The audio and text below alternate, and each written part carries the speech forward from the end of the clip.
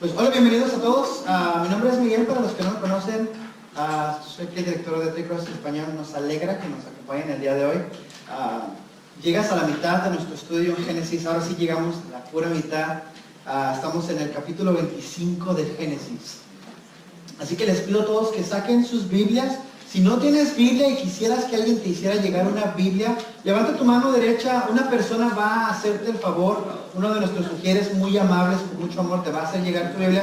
También puedes sacar tu celular para ver la Biblia. Nomás dile de al lado, no Facebook, por favor. Y vamos a ir a capítulo 25 de Génesis. Pareciera que fue ayer cuando vimos Génesis 1.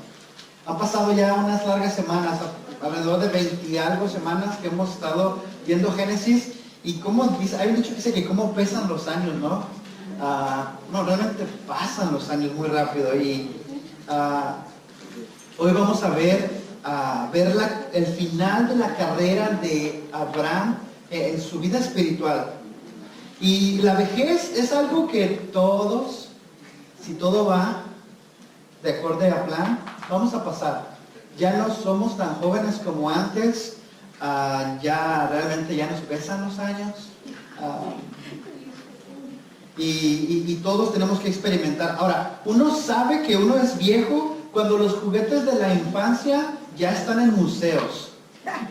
Uno ya sabe, ya estoy viejito. También uno sabe que es viejo cuando un niño te ayuda a cruzar los pies porque ya no puedes. También uno es viejo cuando se agacha a quererse desarrugar los calcetines y te acuerdas que no tienes calcetines. Y el otro es que el otro día estaba en la tienda, fui a comprar comida y la cajera me da todo y me dice, ¿está bien todo lo que va a llevar? Y le digo, sí, dice, que tenga buen día, señor. Y para mí, me quedé así como que, y realmente me sentía así. Ya me sentía viejito, decía, ay. Pero pasan los años rápido. Ya tengo 33 y ya no soy el chavorruco de antes. Ya estoy creciendo. Y Abraham, vamos a ver que Abraham ya tiene 175 años, que es cuando el Señor lo llama a su presencia. Así que vamos a orar. Acompáñenme todos a orar. Tienen sus rostros conmigo, Señor. Papá, gracias por un día más de vida. Señor, gracias por el tiempo que vamos a pasar metiéndonos a tu palabra, escuchándote hablar, Señor, escuchando lo que tú tienes para nosotros el día de hoy. Señor, te pido que, Señor, tomes el tiempo que vamos a pasar juntos aquí en tu palabra, Señor, que tú lo moldees conforme a tu Espíritu Santo. Señor, te pido que bloquees cualquier añadidura de parte mía, para que el mensaje que yo traiga, Señor, sea completamente cristalino, Señor. Que seas tú hablándonos el día de hoy. Señor, te pido que bendigas a cada uno de mis hermanitos, Señor. Como decía Tania hace rato, que nos abras los oídos espirituales. Tú una y otra vez decías, el que tenga oídos para oír, que oiga lo que el Espíritu trae para la iglesia. Señor, te pido que nos abres, incluyéndome a mí, enséñame, para poder yo, Señor, aprender y poner esto a práctica, Señor. Te damos gracias en el nombre de tu Hijo amado Cristo Jesús. Y la iglesia dice, amén. Acompáñenme a Génesis 25, versículo 1. Dice Génesis 25, versículo 1, dice que Abraham volvió a casarse, esta vez con una mujer llamada Setura. Versículo 2 dice, los hijos que tuvo con ella fueron Misra, Joksán, Medián, Isbac y Suach. Versículo 3 dice, Joksán fue el padre de Sabá y de Dedán, y los descendientes de Dedán fueron los asureos, los letuseos y los leumeos. Versículo 4 dice, los hijos de Madián fueron Efá, Afer, Hanoc, Abidá, Elbá, y todos estos fueron los hijos de Setura. Ahora, quiero recordarte que Abraham tiene más de 100 años y se volvió a casar y tuvo 6 hijos más. Él tendría alrededor de 140 años cuando él se casó otra vez. Y dices, wow, qué fortaleza para casarse otra vez, ¿no? Pero ¿se acuerdan que Dios le había hecho la promesa de que él iba a ser padre de multitudes, que iba a ser padre de naciones, y no solamente de 2 naciones, de muchas multitudes, muchas naciones, muchos pueblos? Y para mí es raro que veas a un señor ya grande casarse. Tenemos el gusto de conocer de aquí de la iglesia uno de los presidentes se llama John. Él fue presidente no porque se haya muerto, sino porque ya se retiró. Fue presidente de los Gedeones aquí en el estado, en el norte de California, y su esposa murió hace unos 5 años, 4 años, y después de unos cuantos años él se volvió a casar. Y esto es completamente permitido por la Biblia. Muchos decirán, está bien que te cases después. Hay unos que realmente no se podrían casar porque se les fue la persona que aman, pero muchas personas no pueden estar solos y tienen la necesidad de casarse con alguien. La Biblia me dice que cuando tu pareja muere, estás en la libertad de casarte otra vez. Puedes hacer tu vida, y Abraham es lo que hace, dice, yo me voy a casar, y se casa con Cetura, y él, yo creo que necesitaba tener una compañera en sus últimos años de vida. Ahora, Cetura, el nombre Cetura la traducción es olor fragante. Es lo que su nombre quiere decir. Y yo me imagino que olía bien, o algo le vio. Y Abraham es un hombre muy adinerado, y para una persona que estar con una persona así de adinerada era seguridad para ella, para sus hijos. Y yo creo que sí se amaban. El texto no me lo dice, pero no creo que nomás lo hayan hecho por nomás. Pero Abraham tiene ya muchos años caminando con el Señor. Yo diría que demasiados, un poquito más de 100 años caminando con el Señor, o 100 años caminando con el Señor. Y vimos en sus inicios que fue medio tambaleante. Empezó, lo llama a Dios y después duda y está como que sí, como que no.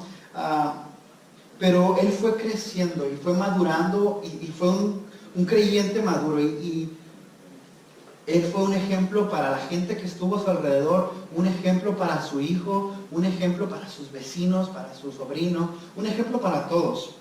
Y hay un dicho que dice que no importa cómo empiezas, pero cómo terminas. Y creo que es verdad. Todos tenemos que realmente fijarnos cómo empezamos. A lo mejor cuando viniste a los pies de Cristo, estás caminando y te cuesta trabajo, no quiero ir a la iglesia tan seguido, no quiero... y empiezas a desvariar, caes en algún pecado. Está bien, levántate, sigue, pero trata de ir mejorando para que cuando venga ese problema que tuviste ya lo puedas pasar bien y no tengas que... básicamente estás creciendo, ¿no? Te caes, te levantas, pero no tropiezas otra vez con la misma piedra. Y Abraham fue un creyente que maduró. De hecho, Pablo nos dice en Efesios 4:15, dice, más bien, al vivir la verdad con amor, creceremos hasta ser en todo como aquel que es la cabeza, es decir, Cristo. Dice Pablo, tienes que crecer en tu vida espiritual. No puedes quedarte igual. Y en Colosenses 1:10 dice, para que vivan de manera digna del Señor, agradándole en todo. Esto implica dar fruto en toda buena obra, crecer en el conocimiento de Dios. Segunda de Pedro 2:18 dice, más bien crezcan en la gracia y en el conocimiento de nuestro Señor y Salvador. A Él sea la gloria ahora y para siempre. Dice, los escritores del Nuevo Testamento te dicen que tienes que crecer. Como cristiano no puedes estar siempre lo mismo y siempre lo mismo. ¿Cómo ha madurado tu vida como creyente? ¿Te sientes más maduro o igual? Creo que alguna vez nosotros tenemos que hacernos esa pregunta, ¿estoy yo madurando? ¿Estoy caminando hacia la madurez? ¿O realmente nomás vengo a la iglesia para cumplir una lista con una palomita? Ya fui a la iglesia el domingo, ya le cumplí a la esposa, ya no quiero saber de nada de esto. Pero tienes que ser honesto contigo mismo, porque tienes que madurar en la relación con el Señor. Y si somos honestos, muchos de nosotros pasamos mucho tiempo estancados y no crecemos. Realmente no crecemos. No puedes pasar tu vida sin crecer. Ahora, ¿cómo se cree? ¿Cómo se crece en el conocimiento del Señor? Segunda de Pedro nos dice que, primera de Pedro 2:2 dice, deseen con ansias la leche pura de la palabra como niños recién nacidos y por medio de ella crecerán en su salvación. La única forma por la cual tú puedes crecer y puedes tú realmente empezar a nutrirte es leyendo tu palabra, la Biblia todo el tiempo.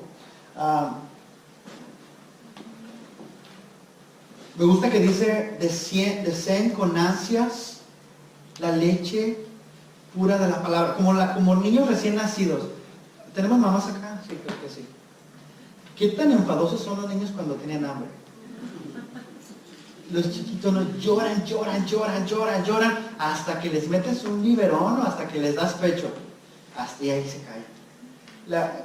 Pedro nos dice, con esas mismas ansias, tú deseas la Biblia. Creo que caemos en una cultura, y esto es verdad en mi vida, y se los estoy confesando aquí enfrente de ustedes, que yo ansío de esa forma mi celular. Que me levanto. ¿Quién me mandó un mensaje en Facebook o en WhatsApp, no?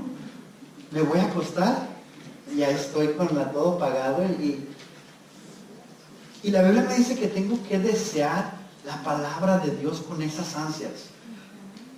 ¿Cómo te sientes si tu celular se muere? ¿Cómo te sientes si tu celular lo dejaste en la casa? Desesperado. Ay, no tengo cómo comunicarme. ¿Ansías así la palabra de Dios o solamente los celulares? Les digo, yo estoy realmente abriéndome a ustedes, les estoy diciendo, yo a veces ansío mi celular más que la palabra de Dios. Y lo veo porque yo agarro mi celular primero antes de leer la palabra de Dios. Es algo que tendríamos que meditar. Espero que no nomás yo. Que nadie quería nada, es lo primero que nos enseña esta clase, es que Dios nos manda a crecer en conocimiento. Tenemos que crecer como cristianos. No te quedes estancado, por favor. ¿Cómo creces? Estudia la palabra de Dios. De hecho, el propósito de la iglesia, que es una vida transformada siguiendo a Cristo Jesús, es bien sencillito, lo dijo mi esposa hace rato, y es por medio de la adoración, por medio de la comunidad, por medio del servicio, por medio del evangelismo. ¿Cómo creces como cristiano? Adora. Cuando vengas a la iglesia, ven a adorar. No para ver cómo tocaron los músicos, si se equivocaron, no, tú ven y clávate en la adoración, dale adoración al Rey de Reyes, Señor de Señores, y después ten comunión con hermanitos en Cristo. Un cristiano no crece porque está con personas que no son creyentes. Y no puedes crecer con una persona que no es creyente. Tendrías que tener una persona que te ayude. Vamos a leer la Biblia, vamos a orar, Pero si estás todo el tiempo, y les digo, yo tengo amigos que los amo, pero cuando me junto con ellos, realmente nunca me dicen, hay que sacar la Biblia y hay que orar. Ellos me dicen, vamos a jugar fútbol, o vamos a tomar, o te invito a una cerveza, o te invito acá, te invito allá. Pero nunca vas a crecer como creyente. Entonces, el siguiente servicio, uno crece por medio del servicio. Cuando tú sirves a otros, tú creces. No sé qué es lo que Dios te ha dado en la vida, pero no te quedes estancado haciendo lo mismo. Es triste que tener un cristiano estancado. ¿Saben que lo estancado huele feo? No. Sigamos en Génesis 25. Génesis 25, versículo 5 dice: Abraham entregó todos sus bienes a Isaac, y a los hijos de sus concubinas les hizo regalos, y mientras él todavía estaba con vida, los separó de su hijo Isaac, enviándolos a las regiones orientales. Isaac, ¿recuerdan que él es el hijo de la promesa? Dios le dijo, vas a tener un hijo por medio de Sara, le vas a poner Isaac, él va a ser tu heredero. Entonces Abraham le quiere ayudar a Dios, se acuesta con Agar, tiene a Ismael, y al ser Isaac el hijo de la promesa, él es digno, él es el que merece toda la herencia. Y nos hemos dado cuenta que Abraham es muy rico. Compró su tumba o lugar donde lo iban a enterrar por 400 monedas de plata. Nomás para que lo tengan en perspectiva, cuando leímos el texto de David, cuando David compró toda una lareda y todos los animales por 50. Imagínense 4 veces más por un pedacito de tierra y una tumba. Eso era muy, muy rico. Y todo esto le pertenecía a Isaac, los animales, las tiendas, el oro, la plata. Y Abraham, sin reservas, se lo da todo a Isaac, pero también dice que les dio un poquito que les dio dones a sus hijos, yo creo que para que ellos pudieran vivir en paz. No creo que los haya mandado así sin nada. Ahora, me encanta que esto de que el padre le da al hijo todo sin reserva, porque le merece, es una imagen de nuestro Señor, que Él como a nosotros como hijos nos da todo sin reserva. Él no se detenta el corazón de darnos algo. De hecho, segunda de Pedro 1:3 dice, su divino poder, al darnos el conocimiento de aquel que nos llamó por su propia gloria y excelencia, nos ha concedido todas las cosas que necesitamos para vivir como Dios manda. A veces que nosotros como cristianos siempre estamos, si Dios me diera esto, pudiera vivir más. Y hay veces que estás trabajando, y espero que no, pero estás trabajando y estás manejando dinero y dices, voy a agarrar un 20 para ayudarme, porque necesito que Dios me bendiga, ¿no? Y lo pones en tu bolsa. Pero la Biblia me dice que como estás viviendo ahorita, puedes vivir de manera digna, como Dios manda. No está diciendo que vas a vivir lujosamente, pero que vas a vivir como Dios manda. Efesios 1:8 dice que Dios nos dio en abundancia con toda sabiduría y entendimiento. Él nos da con abundancia, Él no se tienta el corazón. Y les digo, aunque todo le pertenecía a Isaac, Abraham le dio a sus otros hijos, serían 7 más, Ismael y los otros 6 hijos que tuvo, para que ellos pudieran vivir, y Él se preocupa por su familia. De hecho, 1 Timoteo 5:8 dice, el que no provee para los suyos, y sobre todo para los de su propia casa, ha negado la fe y es peor que un incrédulo. No puedes ser cristiano y no suplirle a tus hijos. No puedes decir, yo no. Tú tienes que cumplir como padre. Y Abraham, aunque sus hijos están lejos, los mandó lejos, él les da su mochada de lo que les toca. Y me gusta Abraham. Abraham, se nos dice versículo 7, dice que Abraham vivió 175 años. Dice que murió en buena vejez y luego de haber vivido muchos años fue a reunirse con sus antepasados. Versículo 9 dice, sus hijos Isaac e Ismael los sepultaron en la cueva de Macpelá, que está cerca de Mamre, es decir, el campo del hitita Efrón, hijo de Josar. Este era el campo que Abraham le había comprado a los hititas, y ahí lo enterraron junto a su esposa Sara. Versículo 11 dice, luego de la muerte de Abraham, Dios bendijo a Isaac, hijo de Abraham, quien se quedó a vivir cerca del pozo de la Yai Raoi, que es el pozo del Dios que me ve. 175 años, y dice que murió en buena vejez. ¿Por qué se murió Abraham? Porque ya está viejito. Porque todos tenemos que morir. Pero el texto me dice que murió pacíficamente. Que él fue tranquilo, se murió, que murió en buena vejez. Ahora, ¿qué es eso de vivir buena vejez? ¿No te ha tocado que conoces a señoras un poquito más mayores que se quejan de todo? Ay, me duele todo, y ves, me caen gordos, que bajen de su música, que tienen su cara de limón chupado todo el día? Abraham no era de eso. Yo me imagino que Abraham era una persona agradable de estar con él, ese de buena vejez. Todo contrario a su nieto, a Jacob, cuando Jacob va a la presencia del faraón y le dice, ¿cuántos años tienes? Y le dice a Jacob, al faraón, dice, muchos y malos.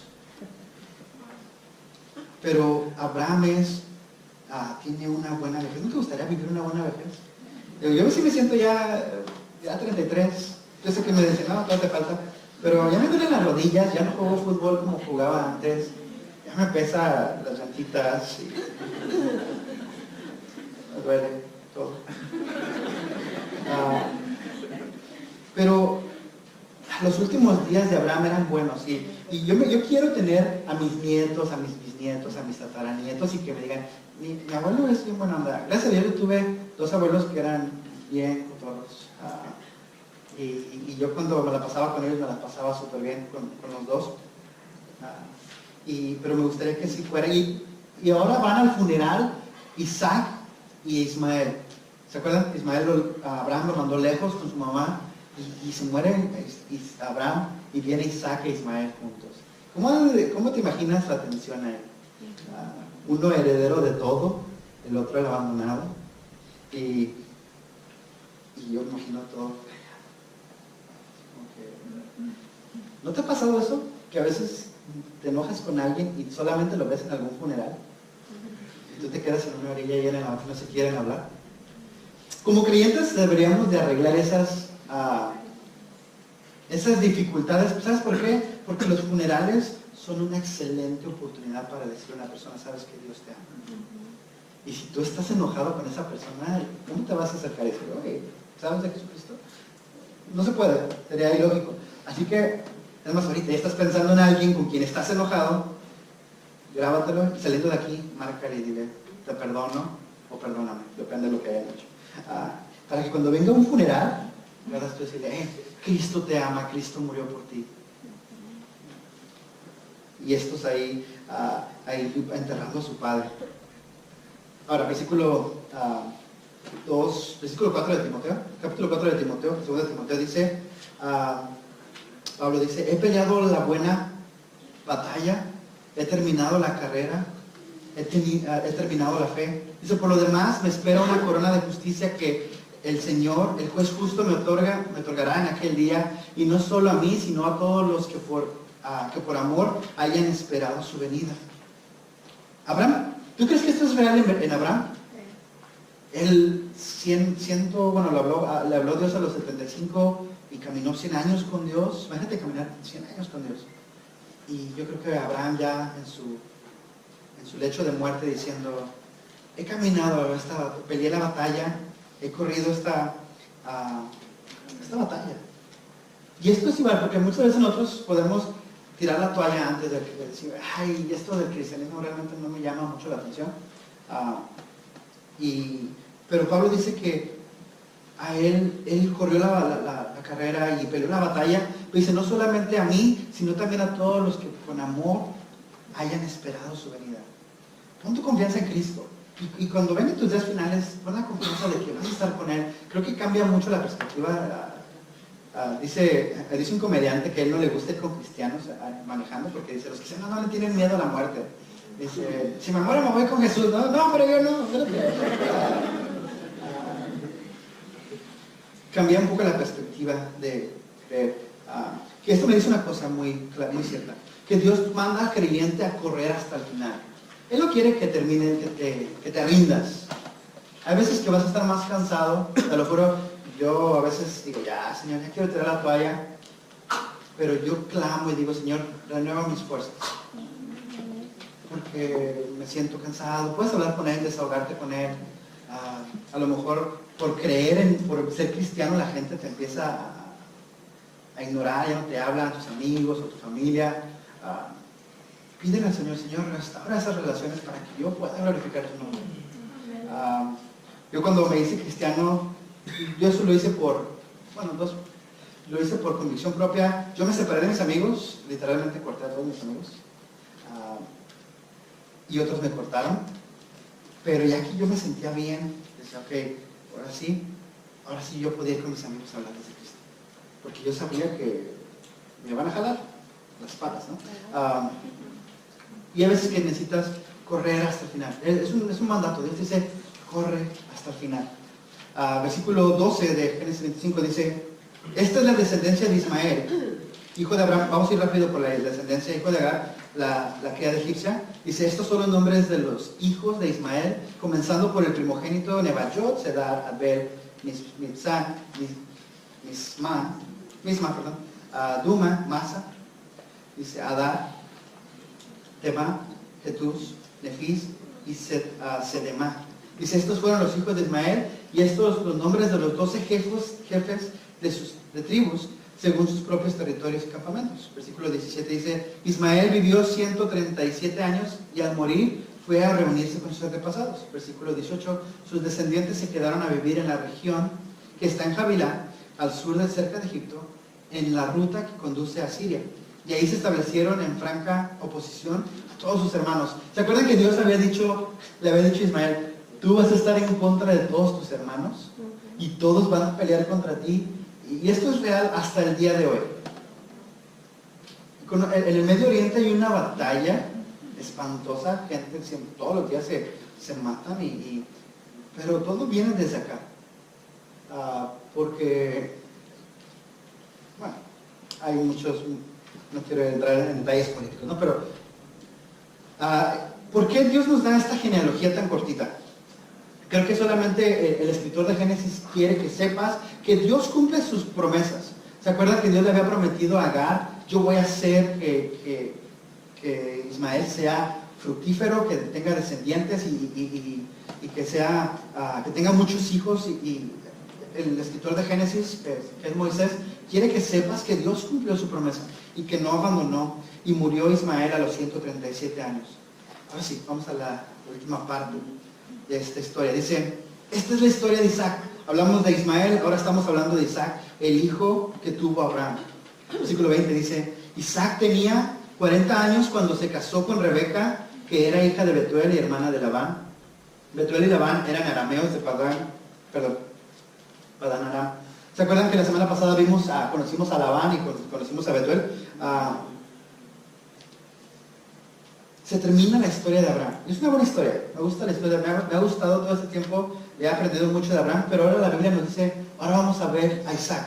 La semana pasada vimos cómo conoció a su esposa, y de hecho no conocemos mucho de Isaac. De Isaac conocemos muy poco. Sus historias, creo que son 4 capítulos que vamos a ver de Abraham vimos desde el 11 hasta el 25. Y de Isaac solamente 4. Y de su hijo, el hijo de Isaac, vamos a ver desde esta semana hasta el 50. Dices, bueno, ¿por qué? Algunos comentaristas dicen que Isaac tuvo un padre gigante, un padre gigante y un hijo gigante, y que él era muy, no tan importante, se podría decir. Pero podemos aprender mucho del primero, la fe. ¿Se acuerdan que él, su padre le iba a sacrificar y él ya a sus 30 años ya no se opuso a su padre? Después vimos también que como cuando conoció a su esposa, él estaba orando, estaba meditando en la palabra de Dios. También vamos a ver al final cómo bendice a sus hijos, y finalmente vamos a ver cómo es que él muere. Y es lo que se habla de él. Pero este capítulo habla mucho de él y su persona. Vamos a versículo 21, dice, Isaac oró al Señor en favor de su esposa porque era estéril. El Señor oyó su oración y ella quedó embarazada. La primera prueba que tiene Isaac en su vida de casado es que su esposa es estéril. ¿Se acuerdan que su papá también tenía una esposa estéril? Pero su papá no oró. ¿Qué hizo su papá? Se acostó con Agar. Y este hombre, Isaac, se dice que duró 20 años de casado y no podía tener hijos. 20 años sin poder tener hijos. Y ahora está bendiciendo, está orando, y Dios le contesta su oración. Y yo creo que esto lo aprendió de su papá. Su papá le había dicho, hijo, si te sale una mujer estéril, pídeselo a Dios mejor, en lugar de salir a ¿cómo se llama?, a buscarte una concubina, a rentar el vientre. Ahora, esta prueba la falló Abraham y Sara, pero la pasó Isaac. El Señor nos dice que oyó la oración y que quedó embarazada. ¿Sabes la importancia de un hijo, de un esposo que ora por su esposa? Varones casados, ¿oras por tu esposa? Yo también, jalón de orejas, a mí también. Porque oramos por, bendice mi trabajo, pero se nos olvida que tenemos una persona la cual nos aguanta todos los días y no oramos por ella. Pero también nos enseña que tenemos que orar por las cosas que te importan. Tienes que orar por todo. La Biblia una y otra vez dice, ora por esto. Ora por... De hecho, es lo que es nuestro siguiente punto. Dios manda al creyente a orar por todo. ¿Cuándo fue la última vez que oraste?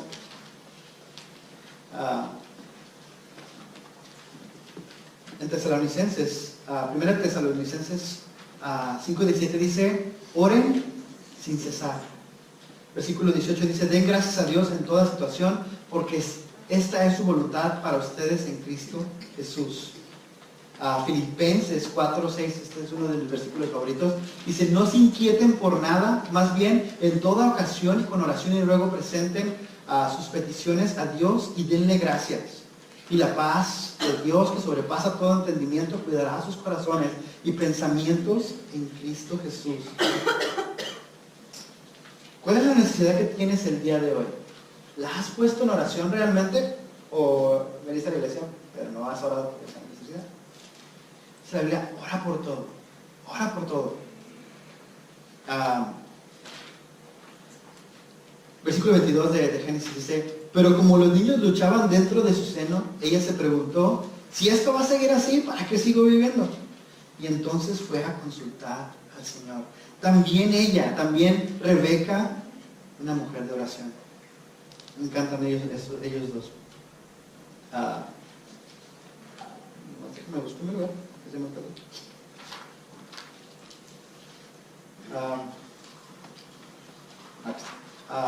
Dice entonces, versículo 23, dice, y él le contestó, aquí Dios le contesta a Rebeca, 2 naciones hay en tu seno, 2 pueblos se dividen desde tus entrañas, uno más fuerte que el otro, pero el mayor servirá al menor. Versículo dice cuando le llegó el momento de dar a luz, resultó que en su seno había mellizos. Dice, el primero era pelirrojo y tenía todo el cuerpo cubierto de vello, y a este le llamaron Esaú. Ahora me encanta que Rebeca está así chillando, ¿verdad? Tuvo un parto difícil. Mamás, yo no sé lo que es un parto difícil. Gracias a Dios no voy a tener niños. Pero imagínate, tuvo un parto difícil, los chiquillos ahí. Hay una leyenda judía que dice que ellos se peleaban y que se querían matar adentro. Imagínate. Pero ella oró al Señor. Y el Señor dice, tienes 2 pueblos. Dice, yo nomás quiero un niño y metiste 2 pueblos ahí. Y nos dice que nace el primero y que está peludito. Así pero velludo. Más adelante vamos a ver que Jacob, para poder pasar como si fuera su hermano, se cubre los brazos con pelaje de camello, ¿no? de chivo, no sé qué es. Imagínate el tipo de peludo que era. No, me imagino que llegaba con su papá y papá, en el campo me dicen velludo. Rebeca, ven, me está hablando el perro.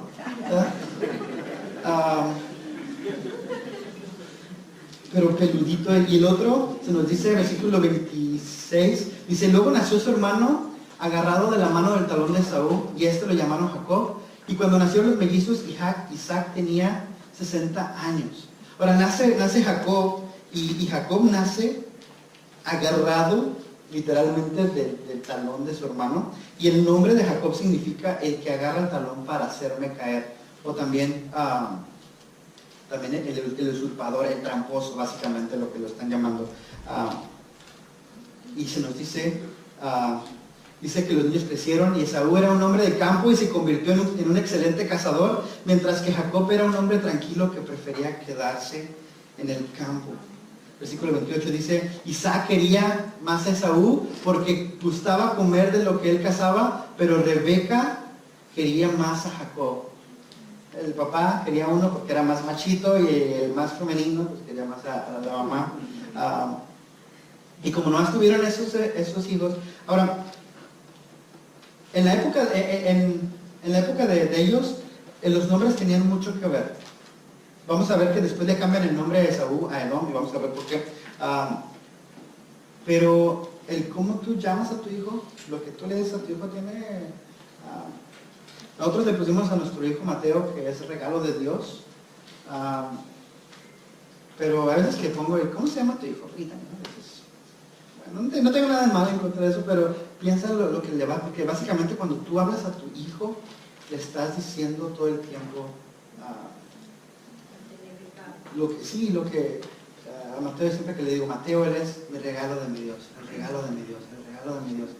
Y bueno, sigamos. Versículo 29 dice, un día cuando Jacob estaba preparando un guiso, vamos a acabar la historia, dice, Esaú llegó agotado del campo y le dijo, dame de comer de ese guiso rojizo, porque estoy muy cansado. Dice, por eso a Esaú se le llamó Edom, porque es rojo.